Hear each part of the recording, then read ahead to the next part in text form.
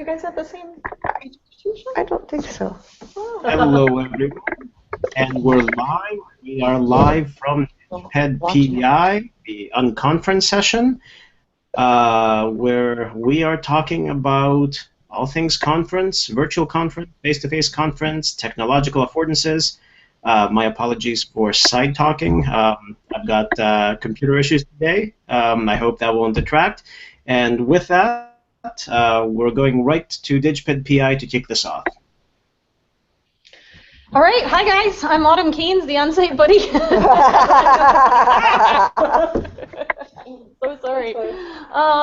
I'm here with a bunch of people. We've kind of decided, because we're sort of short on time and because this is so topic-based, to kind of do introductions a little bit differently. So we're not going to take time out to actually do introductions with each person, but just when you get ready to speak, if you could give your name and where you're from right before. And I think we worked through with the virtual folks having them put their lower thirds on, so that way we know who they are persistently throughout, but on site we can maybe be aware of that before we speak. There you go. We've got our own lower thirds. Here on site. Yeah, our topic today, this is an unconference session, and so I just experienced my first unconference today. I'd never done one of these before. Basically, there isn't really a facilitator. It's very much like a regular virtually connecting session in that it's just like a conversation that we're going to have, but the topic we kind of chose for our table, and I hope that you all are okay with this. Conferences have really changed in terms of what's happening with them as digital technologies are starting to intersect with them. We've been doing a lot of periscoping from this conference. We've done a lot of virtually connecting from this conference. There's been a lot of photos taking. Twitter is blowing up. We've got a Slack back channel. There's lots of different things that are happening digitally around this conference. People are blogging. What does it mean? Where is it going?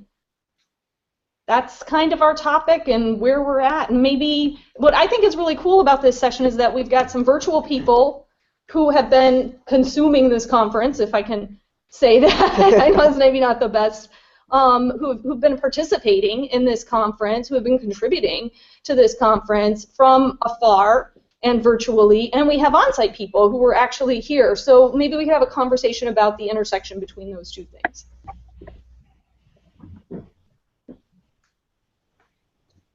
Yeah! I think we nailed that pretty well. There you go. All right, our job is done. Can I just, Dan, if you're watching, there's space for you. Please come in, okay? Because he's not answering me on Twitter, and I told him, there'd be space for him. So, Dan, please come in. Our first virtually connecting celebrity, Dan. Live call out. Earth to Dan. So, Okay. what do people think of when they hear the word conference? Because I think it's very different depending on your discipline. I've been to a number of EdTech conferences, and I've experienced a type of format, and then I went to a applied linguistics conference one year, and it was a completely different format, and it was kind of jarred by the difference. So, what does it mean to you to go to a conference? Well, I think we can't overlook the, professional credibility building, the resume building that goes into much conference attending. And one of the things I really like about this is that I'm actually focused on the people at the conference and the content rather than me showing up and dazzling everyone with my brilliance. Or just putting another line on my resume so, my vita gets a little bit longer. I like the way this cuts through a lot of the professional apparatus for me and gets me focused on the content and on what I think is actually the best thing that ever comes out of conferences for me, and that's connecting to people. Yeah. A big difference I see is less with disciplines than with continents. Just from my experience between Europe and North America, and the North American model has been spreading everywhere, is that you have multiple tracks and so many things happening at the same time of people talking at one another, and then the real stuff happens in the corridors and people are mingling, and there were some observers from Europe who were really surprised by something like that. In Europe, my experience was more about, very focused, kind of like international teamwork that you meet once a year to really focus on the things you've been working on, and then the connections were already pre-established, and there's a lot of socializing that happens at the same time. But I think that's what kind of sad is that this kind of CV filling pathway, even in unconferences, like unconferences that were built like, oh, the good stuff happens in the corridor, so we'll bring that as the main event, and they've done a lot of that 10 years ago, but it's kind of becoming more and more structured that you have to put it in advance, to have a topic, to have registration, and you're trying to bring the most people in instead of having a small group of like-minded people. So I keep talking about the DigPed posse because I really see it as a posse. It's expanding, it's inclusive, but at the same time there's also another, and those conferences are a way to kind of get our energy together, and the follow-up is talking to the others who aren't convinced yet. So they will be contaminated later. Could I ask a question to the people in the room? Because we had Digital Pedagogy Lab here in Cairo where 90% of the attendees were people who had no idea about DigPed beforehand. They did not have that mindset like I do. And it worked out pretty well. And the Unconference also worked out pretty well. But the entire event was like Unconference C because it was all very interactive. It wasn't the people coming in talking at anybody. Not even the keynotes were like that. The keynotes were even pretty interactive. And so I wanted to ask Robin, this is your second Digital Pedagogy Lab, and I wanted to ask everyone else who's sitting there what their thoughts are about Digital Pedagogy Lab institutes and how they fall into that, and then what the Unconference is like, because the Cairo Unconference was really, really successful, but it was a whole day, and yours is a very short one, and we took half of it out of you, but. Don't forget to introduce yourself. My name is Robin. And I wanted to maybe just say something about what Alex said first and then talk about Maha's thing, because you were reminding me of an essay that some people here might know by Homi Bhabha about he's writing about post-coloniality, but he's talking she knows. but he's talking about interstices and in-betweens as important sites for study, especially when you're talking about like nationalism, which of course Nice and so many things are on our minds here at DigPed. But when he's thinking about sort of nationalism happening in the middle of countries, but really the way that we understand middles is by exploring margins and borders. And one thing I like about the V connecting and Twitter, and it does feel all very hallway oriented, right? It's these like connective tissues between the power moments of the conference, which are like the keynotes and the content, and I really think it's the margins that actually end up building those centers in interesting ways. So I'm super interested to know if over time these kind of interstices or in-between zones are going to actually shape what the content is that's delivered in the main rooms, right? And I've seen that a little bit as people from the Twitter feed affect change. I think we've really seen this, maybe Rajiv will know what I'm talking about too, in the open ed movement, where there was a very concerted focus, and Alex too, on sort of the OER and the textbook stuff. And then some of those under quiet marginal hallway conversations started really affecting what was happening in the center spaces. So that's what I think is very exciting to me about V-connecting and those places. And I will say there is a difference for me here at DigPed PEI compared to the last DigPed in Madison, in that there's such a large, so in Madison there were lots of Madison folks, but there were also a very lot of people who had traveled there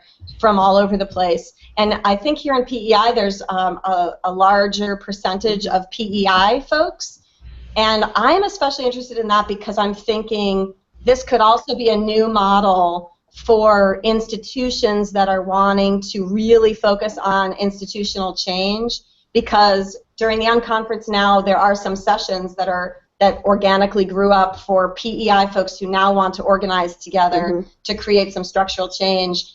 And I think that's sort of different than what we saw in Madison, and I actually find that really exciting as a model for helping institutions think about a larger scale systemic institutional change. So that's been very cool to watch happen here. Yeah. If I could jump in, I was going to say I couldn't agree more about what's happening in the margins. But it always amuses me when I think about conferences I attended within my discipline, sort of research-oriented conferences versus the ones that focus more on teaching or pedagogy. And it always bemuses me that we always, almost with great intent, try not to model what we know are the most effective practices for learning and teaching at these teaching conferences. We focus on the content, it's all formal, when, as we know, hello, my son, everyone. That so much of the value comes from those informal interactions, from the back channels, from meeting people like Robin. I met her for the first time face-to-face at Open Ed in October, but we'd had a relationship online before then. And even if you get inspired by somebody's reading their work, listening to them speak through virtually connecting or Periscope online, to meet them face-to-face and sort of galvanize that relationship, that's what leads to the collaborations, and that's what leads to the magic, and that's what leads something that is the dry tinder to sort of catch fire. So I think more of those opportunities, especially in the context of this kind of a session, is key if we're really serious about what we're talking about.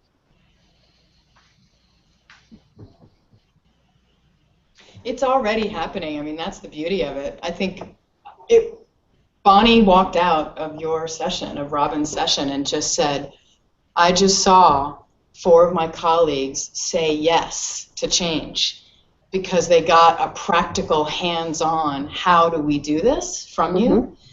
And that's been some of the feedback, is it's been too much theory and not enough practical. And that was said so loudly in the Twitter feeds and in some of the hallway discussions that they switched up how they did the Unconference, how they spoke at the plenary. Like, I could see that Jesse and Bonnie and everybody that was getting up to the front to start to shift the framing and begin to give those anecdotal and practical solutions to shift the framing.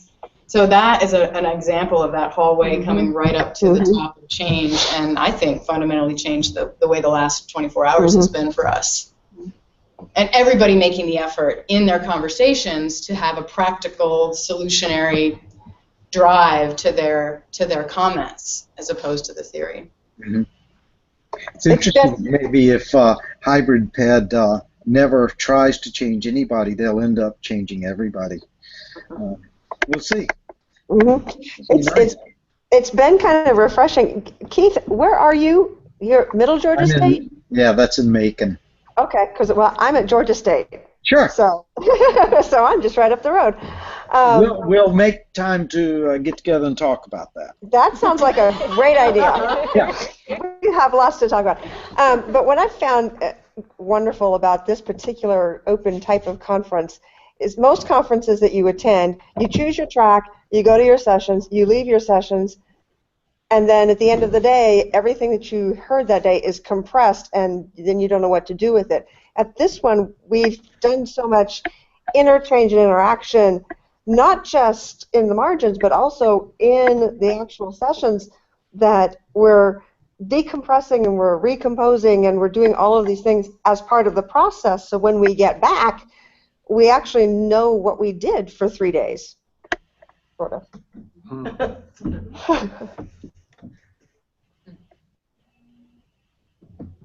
Are there other things that, so first of all, I also want to say some of you virtual folks, I didn't really totally know that you were just virtual because I've been interacting with you so much online that I was like, oh, that person's not here? I didn't even know that. But are there other things that people who are participating remotely, like gaps or challenges that you're having engaging with the conference that you want to ask about, because we're happy to talk to your interests. And I'm curious how you guys have been experiencing the conference. Like, if you guys, I'm curious what kind of tools you've been using. I think most people have been on Twitter. I think it's, is it Alex, VTE? Yeah. Alex, yeah. This is the first time I realized, like, it's so nice to meet you. I've been seeing you tweet all kinds of stuff. And vice versa. Susan and I were just talking last night. We were like, who is that? It's that person's, and I was like, I think I met that person. Who was it? So in fact, for me personally, it's been like most live tweet events. It could be Prof Chat, it could be all sorts of things, right? It's been like that with a little bit of the, oh, I wish I were there, especially in PEI. I'm in Ottawa now, so it's, I wish I were by the beach. No, but there's a little bit of that. There's a little bit of the connection is there. And I've met very few people who are part of this this whole posse, but apart from Bonnie and Dave, just at Moodle Moot. But there's a little bit of the oh, wish you were here kind of thing. So it's more frustrating because of that. But at the same time, there's an added dimension of like it's not exactly just a live tweet because some things will go on, especially when you can make local connections. Like just 2 days ago, I told someone, oh, did you connect with this other person? And they were able to have dinner together. So I'm like, yes, that's cool. But otherwise, a lot of it for us can be a little bit like a live tweet session, to be honest. I'm curious, both Robin and I did a fair amount of periscoping from this conference. Did anybody watch any of the Periscope? Is that helpful? Do you guys like that? Is that... Yes, very much. Thank you. You like it? It could be less shaky, but it's very appreciated. Do you have a tiny tripod? What'd you say, Brittany? Brittany! I watched all of the Periscopes. It was very exciting. It's like getting to be there a little bit. Which ones were your favorites? Do you like in the session, or what do you think about the difference between like periscoping in a session and just periscoping? Like we periscope lunch, like 2 minutes of lunch. Was that fun at all, or was that like stupid? Autumn actually wanted to periscope the whole lunch, and I was like, that is enough lunch. They don't need to see the whole sandwich. It helps you feel connected. It's nice periscoping the sessions because then it's like we're actually more participating in the conference than just a Twitter chat. But it's really nice periscoping those little off-the-side moments out of the conference because then it's much more like we're actually there, right? It's those moments of connection that aren't focused on a certain topic or session. Yeah, and as much as I mentioned the shakiness, I think that only enhances the feeling of that informality and being there and that lack of structure, which I think is very rewarding. But yeah, I think there's the reason perhaps why I feel more engaged with a talk or a workshop when it's being periscoped than when it's being officially live streamed. It feels less formal and it feels more inviting, especially if I want to send hearts the way of Audrey or Robin. I was also wondering, there's always an opportunity that I feel is there with Digital Pedagogy Lab Institutes that I don't think we take care of enough, and it's one of the things I want to ask everybody virtually and on-site. There are some activities that you do on-site that involve tweeting or using Google Docs or whatever, and those are the kinds of activities that virtual people could participate in, especially that the digital pedagogy community is really, really big. Like here in Cairo, felt like the people online on Twitter were tweeting more than the people here in Cairo, because there's such a active group of people too. So I was wondering if you think these kinds of activities could be sort of announced early that morning so that virtual people could know, oh, there's going to be a Google Doc that we're working on at this hour, or Daniel's workshop is at this time, and during his workshop you can participate by doing this. And can you guys imagine that kind of thing happening, or is that a little bit too far-fetched? I can imagine it. I have one fear. I have a fear around that. And I mean, I think that we definitely could plan some things, but so much that happened was emergent. Yeah. So much of it was like we weren't planning on using a Google Doc. We just kind of decided. Yeah, I know. But do you? Yeah, I know that. I do know that. Yeah, I do know that. That does happen. Yeah, that's kind of what I was worried about. But sometimes you do know you're going to use it.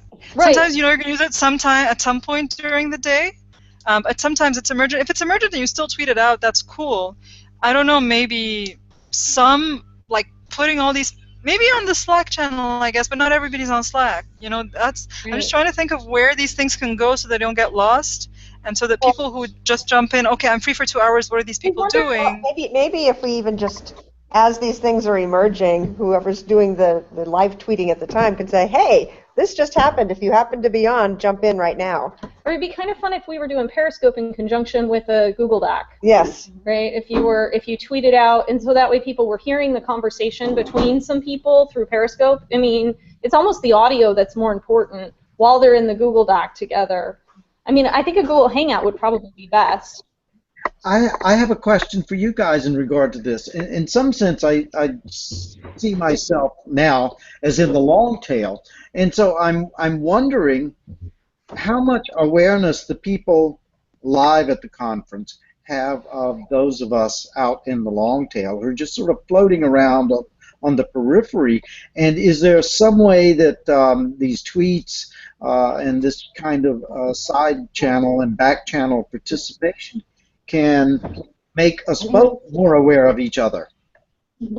So this is me. I'm Daniel. Hi, Daniel. Daniel Lyons, or Daniel Lynds. So you know. Whatever you want. So yeah, it is an interesting question, and I think that yesterday, when I did my workshop on the social analytics piece, a lot of people started seeing that there are people who aren't here in the conversations. And some of these people never even used like Twitter and stuff before either, so I think it was kind of a really good moment for them to kind of see how that can be visualized, how we can pull people into conversations and that kind of stuff. But also during the live DigPed thing, that was at 2 yesterday, 3, 2:45. So yesterday there was. I guess it doesn't matter what time it was, but there was a live Twitter chat, and especially people who hadn't used Twitter before, they saw very quickly how there were people jumping in all over the place.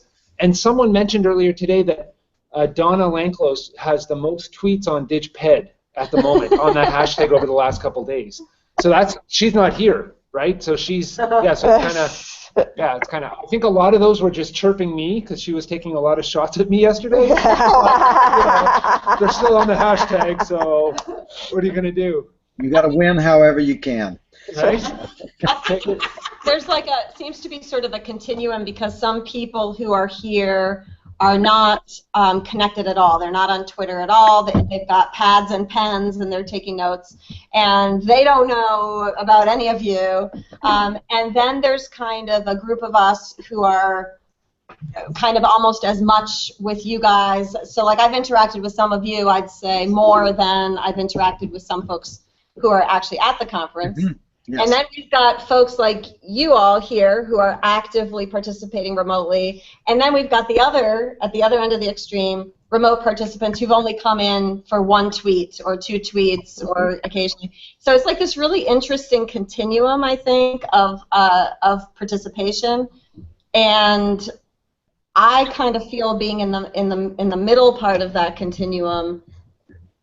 I know I am on site, but I feel almost as much a remote participant because for me, I feel like at least 50, but probably more % of the benefit of this conference for me has come from the virtual world, not from being here. That's still a large percentage of value from being here, but honestly, that interacting with a lot of you guys has. And even just the back channel for myself, we're getting some feedback. I don't know if you guys are hearing that. You know what? Can we just be quiet for 1 moment?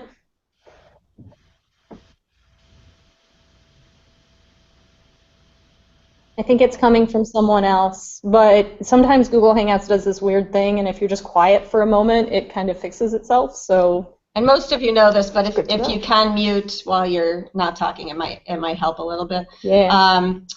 I also think it's amazing that she just asked us to be quiet for a moment, and we actually did it. So, that's amazing. She basically said, "Shut up." Mute physically. Mute physically. I want to ask Brittany and Dominique behind you, because we don't know you guys from before, and I was wondering, we've been talking about you, but maybe you could come and tell us how it's been feeling for you. Thank you for coming forward. You go ahead. You're in, girl. All right. I'm actually very new to this whole digital pedagogy thing. So I didn't really know the people except for a few that I've been following on Twitter. So it's new world and all that. And I actually really liked the way the old lab conference was organized. Very practical, many opportunities for people to actually share their knowledge, their experience, ask their own questions. I've been to too many conferences, which is just, somebody up front talking and everybody passively sleeping. So that's been a wonderful change. So yeah, very glad to be here. And actually, the reason I'm here for this Unconference is I've never seen a conference that does such a big effort, such an effort at connecting with the people outside. Yes. I find it fascinating. So I wanted to see more of that. So the question was on our experience at DigPed here? Mm-hmm. Okay. For me, it's been like amazing and radical, and probably the best conference I've ever attended, or institute or lab I've ever attended. And in the previous session, I just, with a few other people, figured out how to use Medium, which I'd never even seen before, and I just wrote 2 blog posts, and they're up. Fist bump. And they're up. And one of the things I said was I've never felt more connected, which is really cool because I do spend a lot of time on Twitter rather than talking out loud, because I'm very introverted and like to, hey, I'm photo. taking a selfie. Sorry. So I feel really connected in a way I've never felt before. So that's very corny sounding, but it's the truth. Yeah. Robin, one of the things I've been thinking about as well is as we keep talking about open pedagogy and the need or the desire to scaffold our students performing public scholarship. Of course, this is a part of public scholarship, and there's an apprehensiveness that comes with being open and revealing your learning process as a so-called expert scholar through events like this. I mean, we're learning, we're talking, it's live. We have no idea what's gonna what each other is gonna say next or how we're gonna respond to the next question because we don't know what the next question is. But being okay with this being recorded, with sharing this so openly, I think this is a key aspect of the mentality, the philosophy that fosters the kind of pedagogy we hope to see in the classroom. So I think even from a purely teaching philosophy, sort of practicing in our own learning practice what we hope to practice with our teaching practice, it's key to be consistent. I was also thinking about, just to piggyback on that I mean, everybody here has already heard me say this, and they see me like crying at the end of sessions because I just feel such a sense of urgency now. Part of this is after watching what happened in France. The Black Lives Matter stuff in the U.S. is hitting me very hard, and watching my own public institution really struggling very hard right now, that when I think about working in the open, I think it used to be kind of a pedagogical exercise about empowering students, which it still is, but I also have a sense of urgency about, like, we have got to come together as a community. We have got to take DigPed, I think, to a more systemic level where we start connecting with each other to try to figure out how we are going to resuscitate public education. I think even if you're in a private institution, I'm talking about sort of an education that serves the serves the public.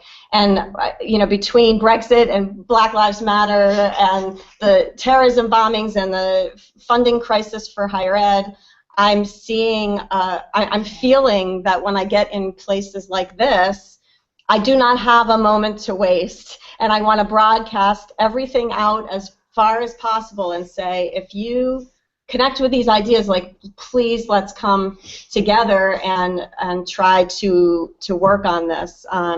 It's just really feel concerned. I mean, maybe hopeful and inspired by this group as well, but also concerned. So that's motivating a little bit more my willingness to be vulnerable, because I cannot wait to polish the shit up. I got to get people together.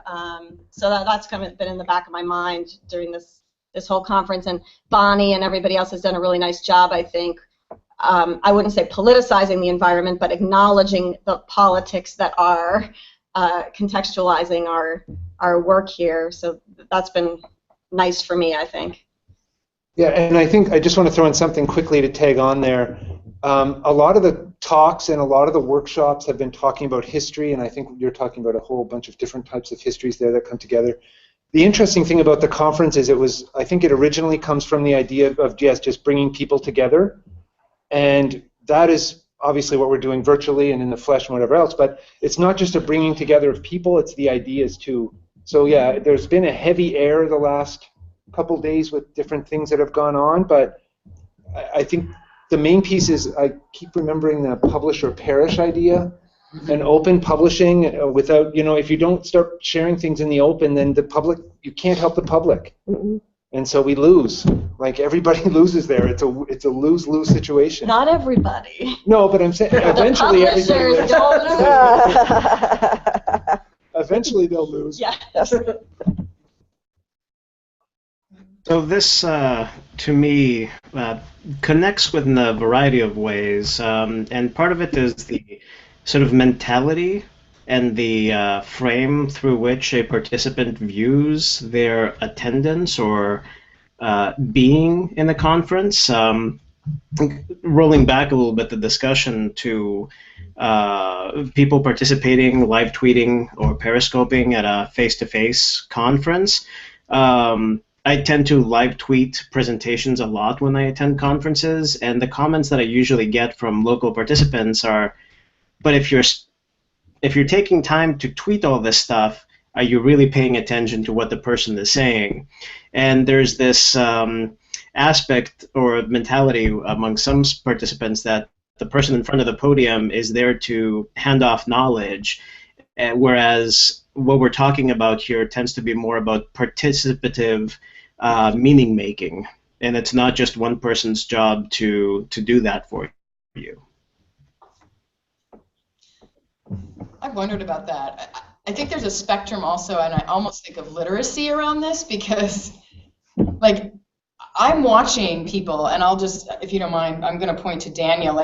He to me, throughout this conference, has a level of multitasking that is far superior. Not superior, but advanced. I don't even know what, but because I have this choice point of, am I going to be tweeting or am I going to be present to the people that are in front of me right now? Because I have this pull to want to connect to you and be generous to my ideas coming out, but I also, for example, decided to make a choice in the last session to put my computer away and just have my pen and paper. But everybody was on the computer, and I, by default, became the facilitator of the discussion. Right? Yes, you did. Because everybody was busy tweeting, but they were tweeting what I was saying and also their own thoughts, right? So it's this whole interesting capacity building that happens with doing it all, and begs the question of presentness. Well, and I think part of what the analog does, because what you did in that session was you actually preserved it, whereas those of us who are live tweeting, those tweets are so far down the stream now that we'll never recover them, but you have all of that data in your pad that can be put into something more permanent. And there's a lot, even with our students, like when they do things like that, do we feel so concerned that they're multitasking, like they're live tweeting during, the activities in class or something like that. And I think some of it is that we're distributing our efforts, and to get others to understand that we're not all trying to do the same thing. So during Audrey's keynote, I kind of knew that the content would be available. I kind of guessed it. And as such, I focused really much more on the back channel. That was much easier. But to get colleagues to understand that what we're doing is not necessarily just getting content, but is really to get the ball rolling. It's not just a matter of saying, well, they will learn it eventually. It's also to understand their own context. Like they have their reasons to focus on something that's more instrumental, more direct, more instructional, more direct. So we can still understand them to be concerned about things like that. That, oh, you're going to a conference, but you're tweeting while you're in the room. Are you really getting away the value of the conference? That kind of thing. Like managers might care, and we might joke about them during DigPed, but at the same time, we work with them, not just against them. We work with them. So there's something to be done also to include them in, like, you can show them how it is, because they won't be participating necessarily, but you can show them some of the effects, not just relying on, like, I had a great time, I made some great connections, but there's an effect, there's an outcome. To piggyback on what Alexander was saying is, in a sense, he is giving away the value of the conference to some people who need it. And it's exactly giving it away, and when you have multiple people all interacting with the same conference in multiple ways, it seems to me you create a much more sensitive fabric that echoes the conference and pushes it out and gets all kinds of things happening that wouldn't happen otherwise. And I was also wondering from you guys, what do you think would be the effect upon the kinds of things that we actually present at conferences, which I think we all have a sense that sometimes conferences sort of become echo chambers. We just talk to the specialists, to each other. And if we open this and we bring in more people, does that actually change the things that we tend to talk about in those conferences, or the way we talk about them?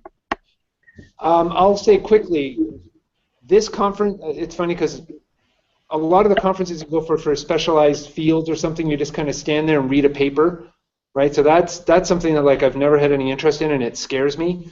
And I think on the exact opposite of that is we have a conference like this one, where they, as you said, like they change up what is happening in the conference because they hear different things, or different people are saying different things. I think that having the ability to bring people in from the outside and live tweet stuff, or however it is that we're going to share stuff in the future, I think that's only going to become more prominent. And I think that, yeah, exactly. I think that kind of interactivity is going to become more part of conference expectations of people. Right? Like, I've been to a couple conferences that didn't have a hashtag, and I'm just like, what are you doing? What do you do with yourself if there's no hashtag? Right? Century. You create your own hashtag. That's what you do, right? You create your own hashtag, or you just go back to the hotel and just, like, you take a couple days rest and you're done. But I think you read a book. What that's really about for me is we used to think about conferencing as a discrete event with a beginning and an end. Which is maybe also the old model for thinking about courses as well. Right. Oh my God, I got the amen! Testify! But so, just like we're doing with our courses, to take a page from Dave in that sort of rhizomatic sense, we think about conferencing the same way.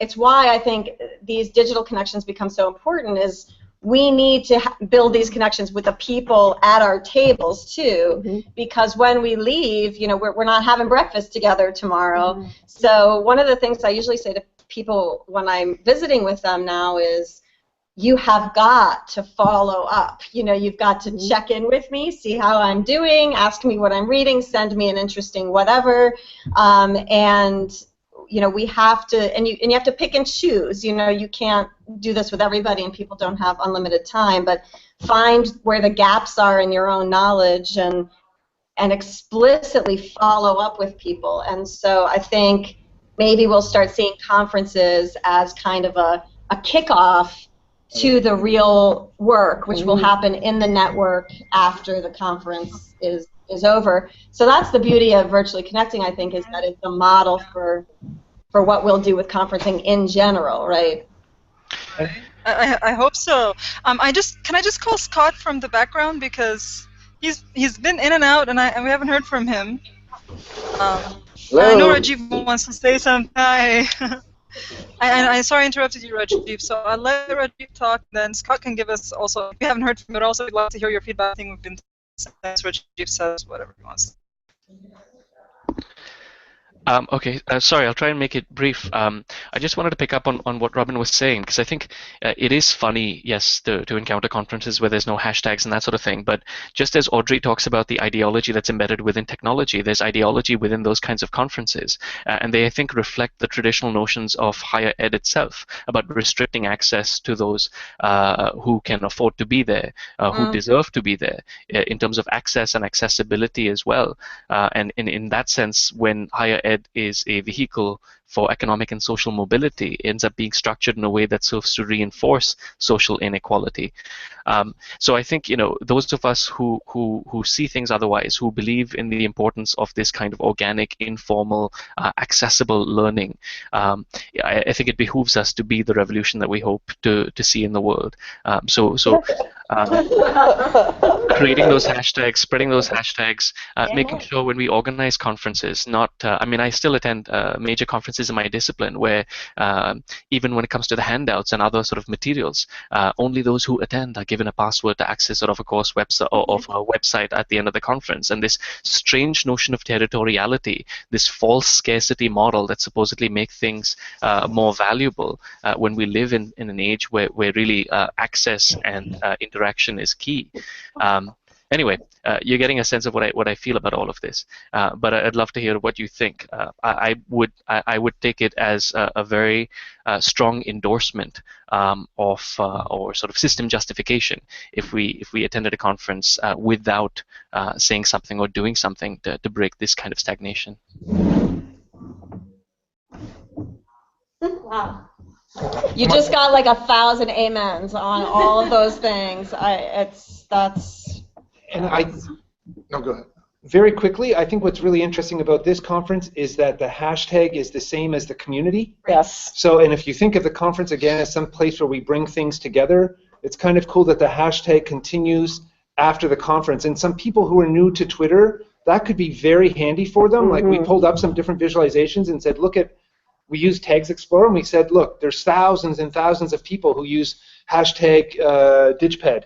So ask them a question. Like, just jump in and ask anybody a question anytime you want. Sorry, Scott. No. Oh, right. Scott Robinson from Plymouth State University. I don't know if I can really improve on anything that's been said already, but I will say it's super exciting to see how many people at this conference are excited about the possibilities of being included in these digital conversations. Twitter's new to a lot of people here, and I think it's really encouraged them and opened their eyes to the possibilities of being connected to a bigger community, not just their own campus. And I think that's really exciting. Because no man is an island. Get it? Oh, I see what you did there. Nice, huh? This one. I mean, but Prince Edward is an island, right? That's a man. That was the pun, yeah. I have an announcement. announcement. Yes, Autumn has an announcement. My announcement for the people that are here and just for the virtuals as well, because we want you guys to feel like you're a part of it. They just announced on the main stage that the panel discussion that was scheduled because of the emergent nature of things, they're not going to do that. They're just going to kind of release people to have their own conversation. So we're kind of on our own. If we're ready to wrap up, we can wrap up, or we can keep going. It's completely up to you guys. But is there like no formal end to? They just kind of said we're just gonna. We're just releasing to the wild. Okay, yeah, so maybe people are kind of dispersing out there. So if you want to say your goodbyes, we probably want to wrap this up. Here. Yeah. So I guess the hugs are the most important part. The hugs are the most important part. So go clapping. Get hugs. They're clapping for us. I think we should take it so we don't miss the Bye. See you. Bye. Thank you guys so much. Thanks, Autumn. And I think what I'll do is I will stop the broadcast here since we're slowly dispersing, but we will stay on in a non-broadcast way to wrap up. So thank you all for joining our live session from the Unconference at DigPed PEI. We hope that you enjoyed the conversation, and very importantly, use the hashtag to continue the conversation. This conversation shouldn't end here. See you all later.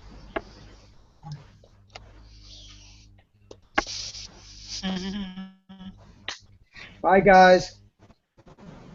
Bye. Did he turn us off?